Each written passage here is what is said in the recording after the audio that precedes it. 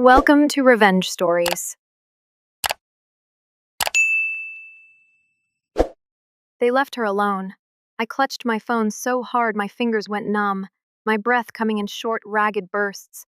My body, weak from surgery, trembled with something far worse than pain: anger, fear, the kind that coils in your gut, heavy and suffocating, twisting its way up your throat until it chokes you. Melody's voice had been a whisper at first, shaking, uncertain. Then the dam broke, her sobs tearing through the speaker. Mommy, Grandma, and Grandpa just left. They said they're going to Uncle Peter's party, and that I'm old enough to stay by myself.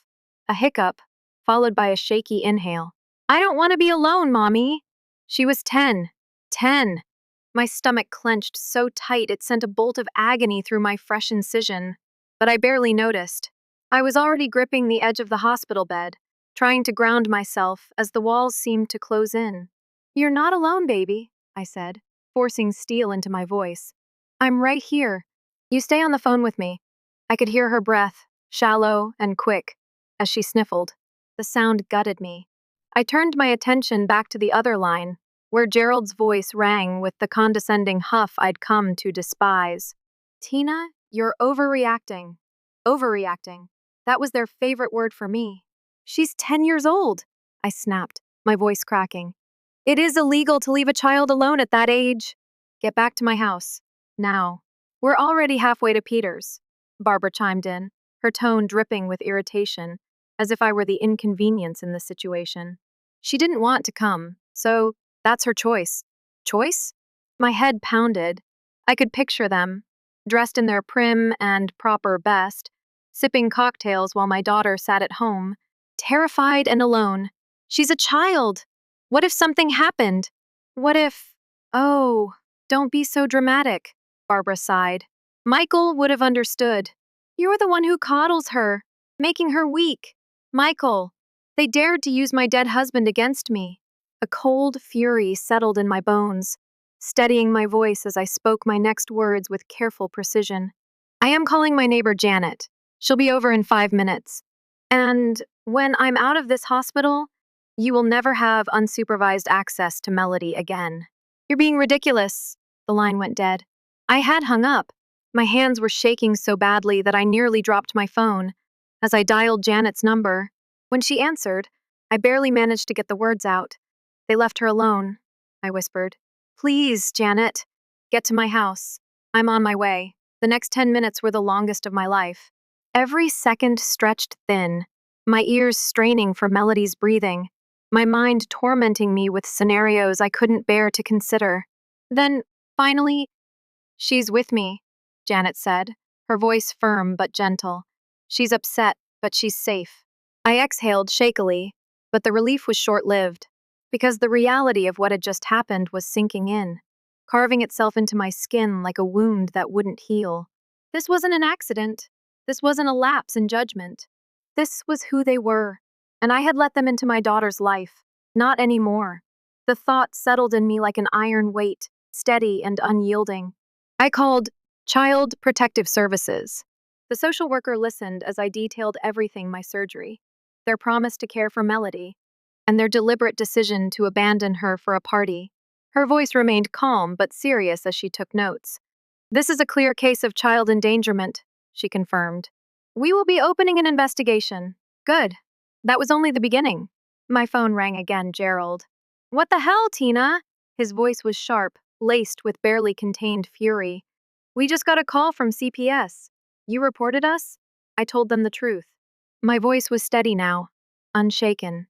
That you abandoned a 10-year-old child. This is insane. We're her grandparents. We have rights. You have responsibilities. I cut in, my patience long gone. Which you completely failed, he scoffed. Barbara is crying because of what you've done. I almost laughed. The sheer audacity. What I've done, I repeated, voice cold. Tell Barbara I'm sorry she's upset, but I'm more concerned about my traumatized daughter. We'll see about that, he spat. You can't keep her from us. Watch me. I hung up and stared at my phone, my heart pounding in my chest. That was their warning. The next time they came for my daughter, I would be ready. The storm was coming. I could feel it in the way my body coiled with anticipation, in the way every nerve in me thrummed with a tension that refused to settle. The war had been declared the moment Gerald and Barbara decided my daughter's safety was worth less than their vanity. And now, they had the audacity to act like they were the victims. Their first mistake was underestimating me.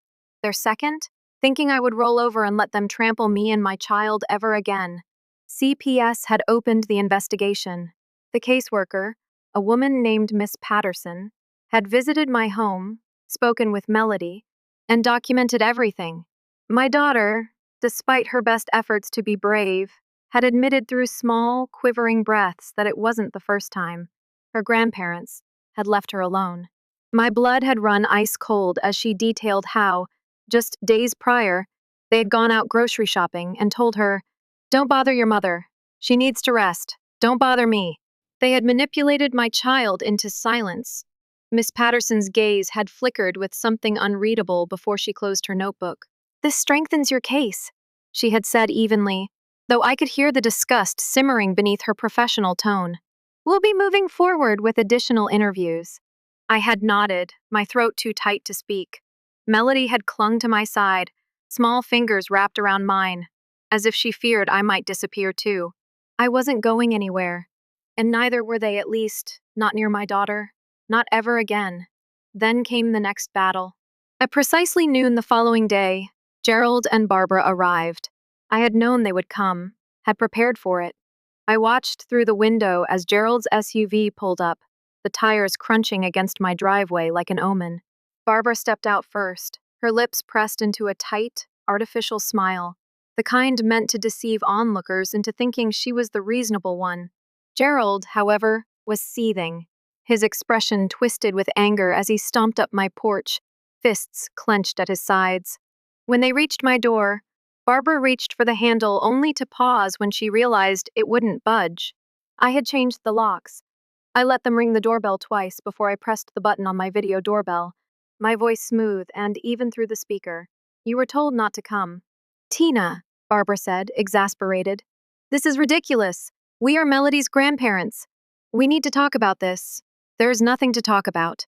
She's our granddaughter," Gerald barked. "You don't get to keep her from us. You kept her from safety," I countered, my voice sharp enough to cut. "You abandoned her. Twice. You manipulated her into staying silent. You don't deserve to be in her life." Barbara's expression crumpled into a mask of practiced devastation. "You're turning her against us!" Michael would have never let this happen. My breath hitched. They had no right to use his name against me. Not after everything. I exhaled slowly, keeping my voice controlled. "Michael would be ashamed of you." Barbara's face hardened. Gerald, who had been silently fuming, finally exploded. "You ungrateful little." The sound of an approaching police siren cut through the air, sharp and unforgiving. Gerald's head snapped toward the street, just in time to see a patrol car slow to a stop in front of my house. A uniformed officer stepped out, his gaze sweeping over the scene before landing on me through the window. I opened the door just enough to speak. "They're trespassing," I said calmly. "I told them not to come." The officer nodded and turned to my in-laws. "Mr. and Miss S. Miller, you need to leave." "This is absurd!" Barbara shrieked. "She's alienating us from our granddaughter." The officer didn't flinch. "MAAM, if you refuse to leave, I'll have no choice but to escalate this further." Gerald's face was a shade of red I had never seen before. "This isn't over," he spat, before storming back to his SUV. Barbara hesitated a moment longer, looking at me with an expression that was almost calculating. Then, with a dramatic huff, she turned and followed her husband. The SUV peeled out of my driveway, the tires screeching against the pavement. I didn't move until the officer gave me a small nod and returned to his car. Only then did I exhale, my hands still trembling from the surge of adrenaline. Melody peeked from behind the couch, her big brown eyes wide. "Are they gone?" I crossed the room and knelt beside her. "Yes, baby," I murmured, pressing a kiss to her forehead. "They're gone." But I knew better. This wasn't the end. It was only the beginning. Later that evening, my phone buzzed with an email from a law firm I didn't recognize. The subject line made my stomach turn. Gerald and Barbara Miller versus Christina Harper, grandparent visitation rights case. I stared at it for a long moment, then smiled.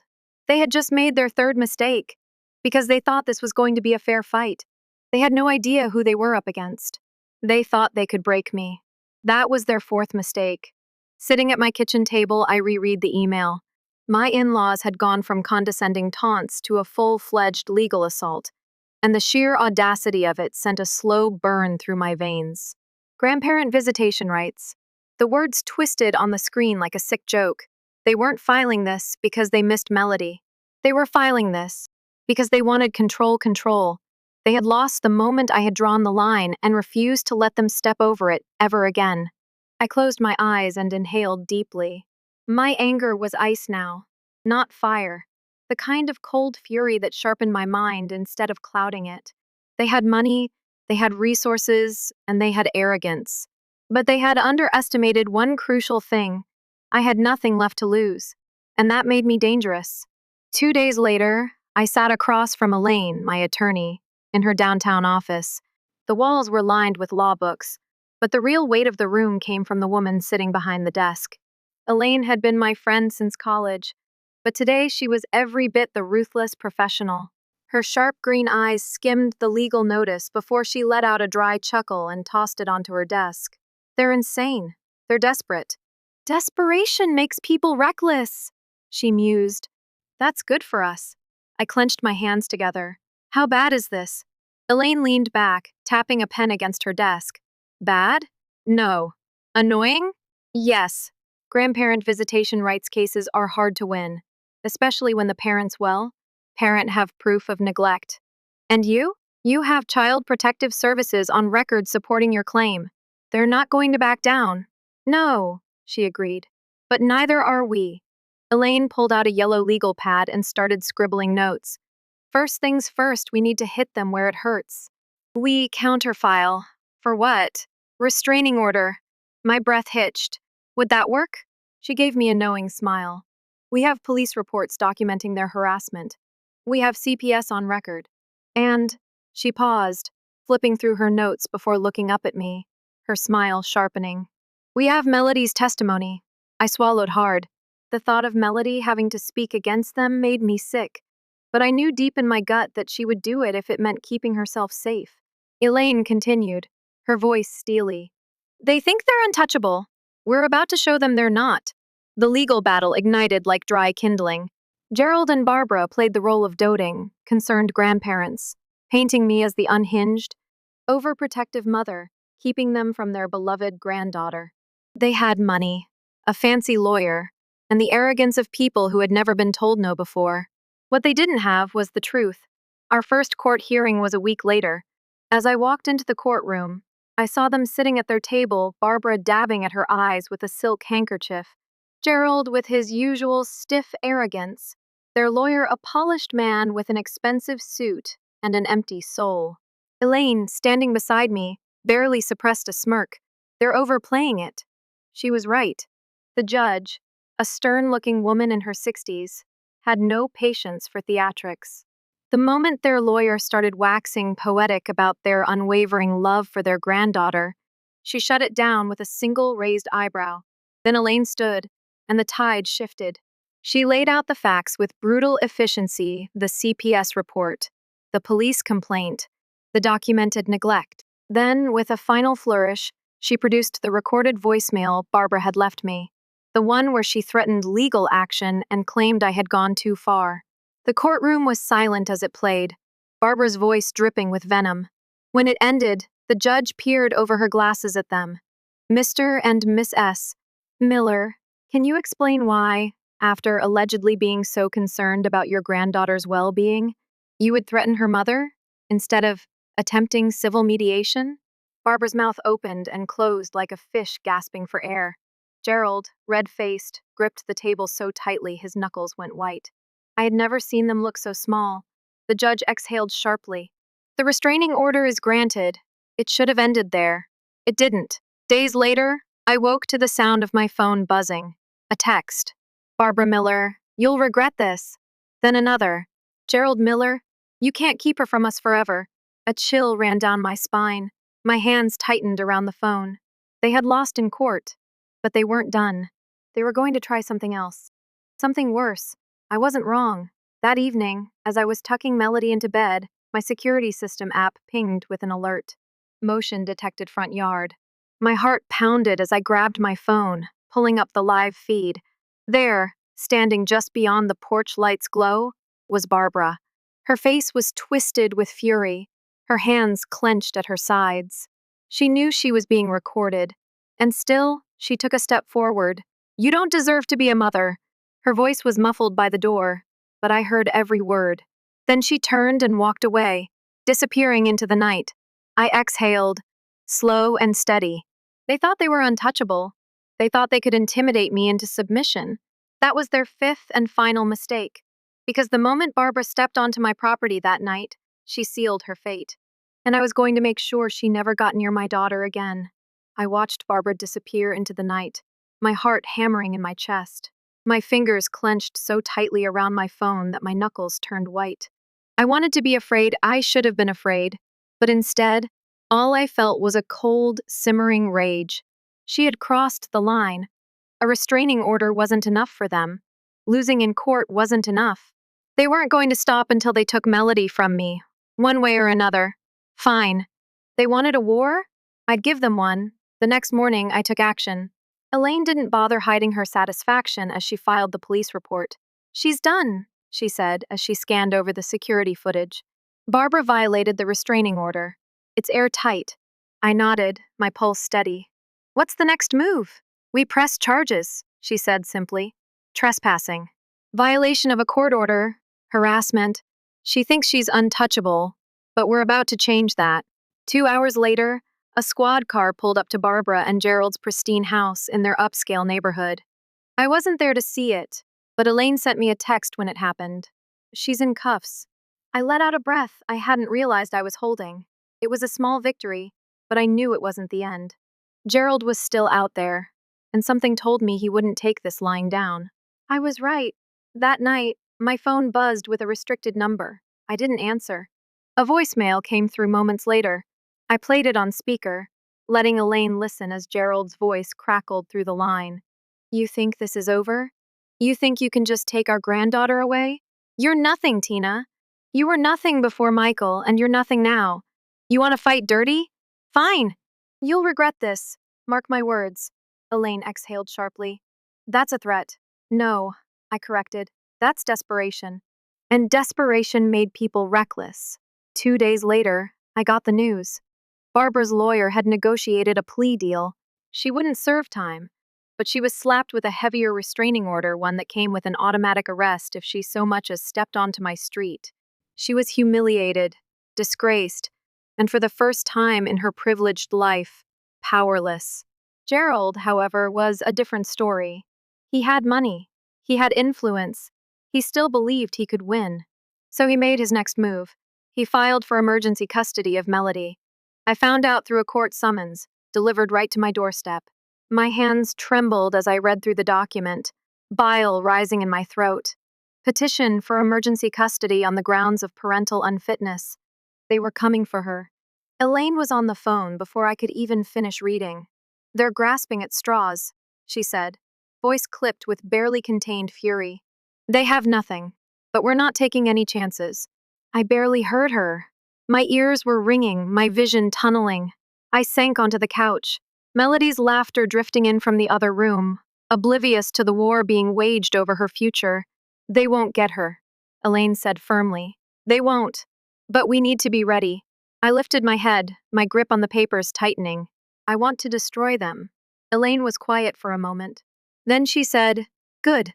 Let's get to work." Court was set for the following week.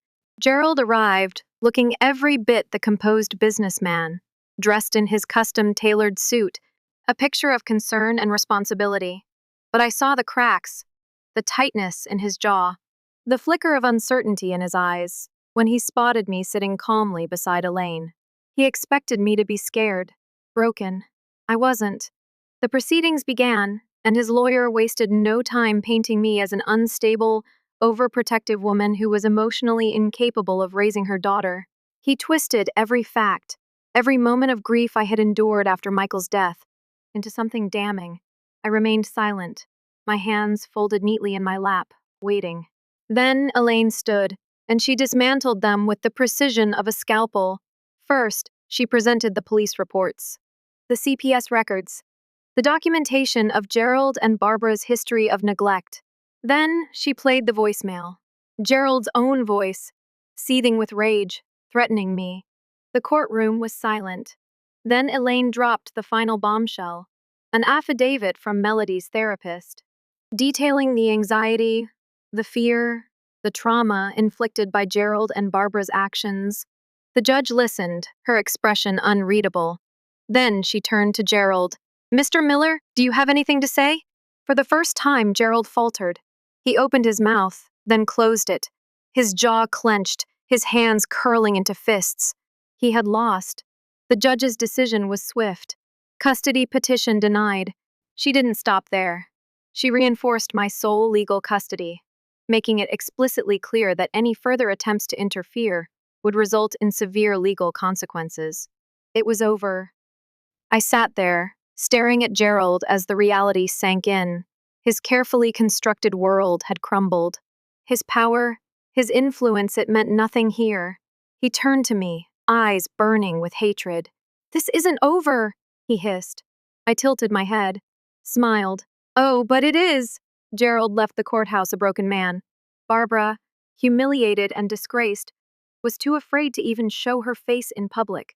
Their social circle abandoned them. Their names were now synonymous with scandal, whispered behind manicured hands at country clubs they could no longer afford to enter. As for me, I walked out of that courtroom with my daughter's hand in mine, knowing that I had done what Michael would have wanted. I had protected our daughter, and I had made them pay for ever thinking they could take her from me. The war was over, and I had won. The war was over. Or at least, that's what I thought. I should have known better.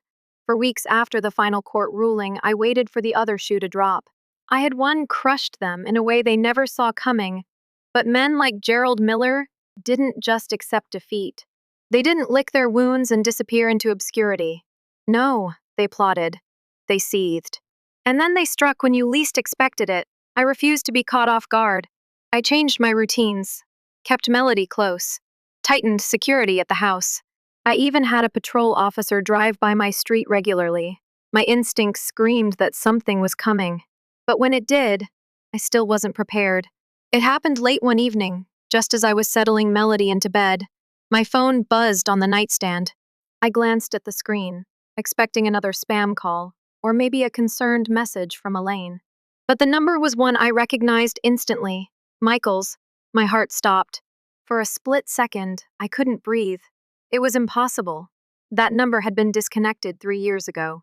It had been his personal phone, the one I'd kept in a drawer for months after he died before finally shutting it off. And yet, it was there, glowing on my screen.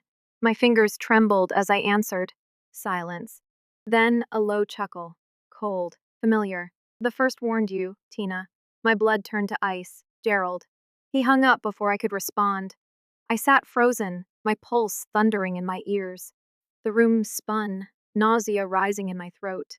He had found a way to use Michael against me, even from the grave.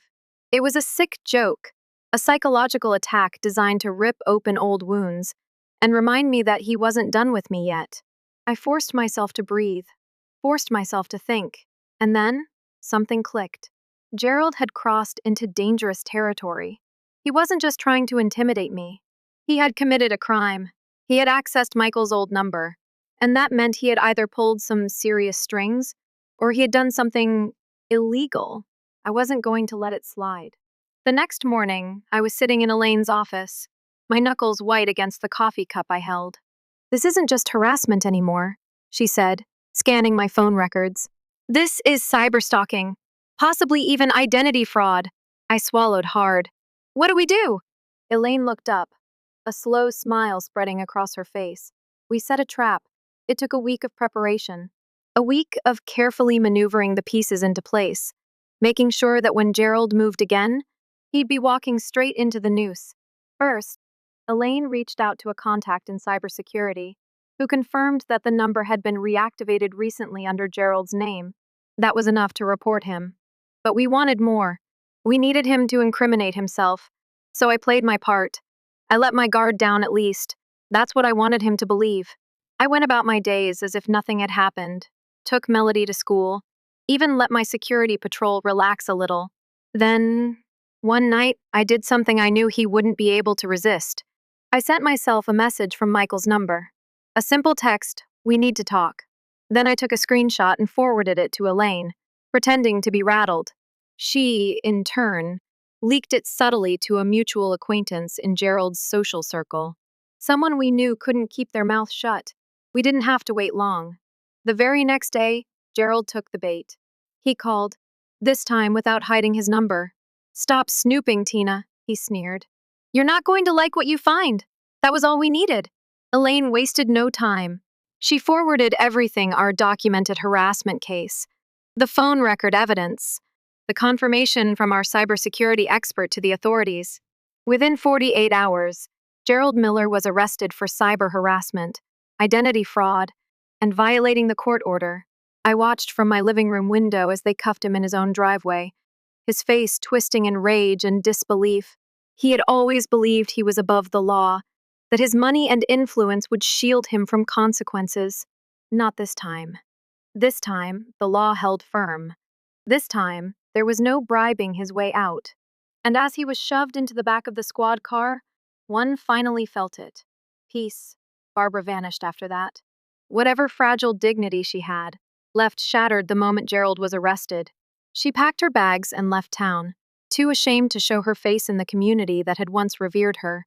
Melody and I moved on, slowly, carefully, but completely. 1 year later, I found myself sitting on our porch, watching as my daughter laughed in the backyard, her voice ringing through the evening air without a trace of fear. "Tina?" I turned, startled to see Elaine standing in my doorway, holding an envelope. I frowned, taking it from her. "What's this?" Elaine's lips quirked. "Justice." I opened it. Inside was a final court ruling Gerald Miller's official sentencing. 5 years, minimum security prison, stripped of his assets due to mounting legal fees. I let out a breath I hadn't realized I was holding. "You did it," Elaine said quietly. I looked at Melody, at the bright, fearless light in her eyes. Then, back at Elaine. "No," I said. "We did. And for the first time in years, I truly believed it. The war was over. And this time, there was no doubt. I had won. For the first time in years, my world was quiet. No more threats. No more court battles. No more. Gerald lurking in the shadows, waiting for a chance to strike. And yet, I couldn't shake the feeling that something wasn't right. Because men like Gerald Miller didn't fade into obscurity willingly. They festered. They plotted. They bided their time until they could sink their teeth in again. And I knew, deep in my gut, that he wasn't finished with me yet.